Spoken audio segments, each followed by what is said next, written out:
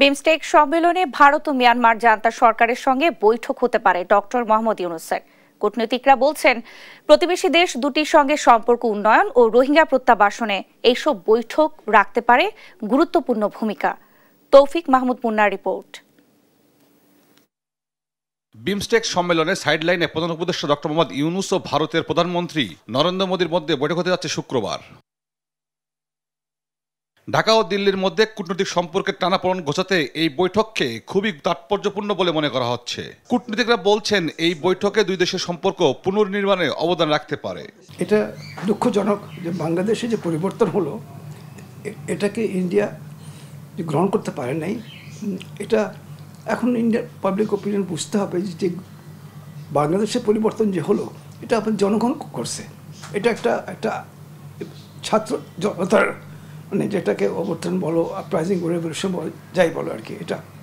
এটা বলতে বাংলাদেশ কোনো মিলিটারি শাসন এসে করে নাই, এটা জনগণের প্রত্যাশা।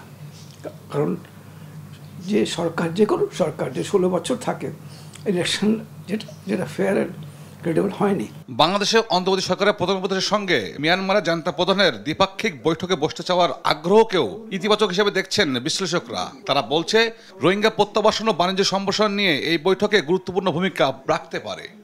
আমরা কেউ না গণতান্ত্রিক রিজিম করবো, এটা করবো, ওটা করবো, এটা ওদের ব্যাপার। কিন্তু চাচ্ছে অ্যাপয়েন্টমেন্ট, প্রসিকিউশনকে অ্যাপয়েন্টমেন্ট দেওয়া উচিত, বসা উচিত, কথা বলা উচিত। কারণ মিলিটারি হচ্ছে একটা বড় ফ্যাক্টর।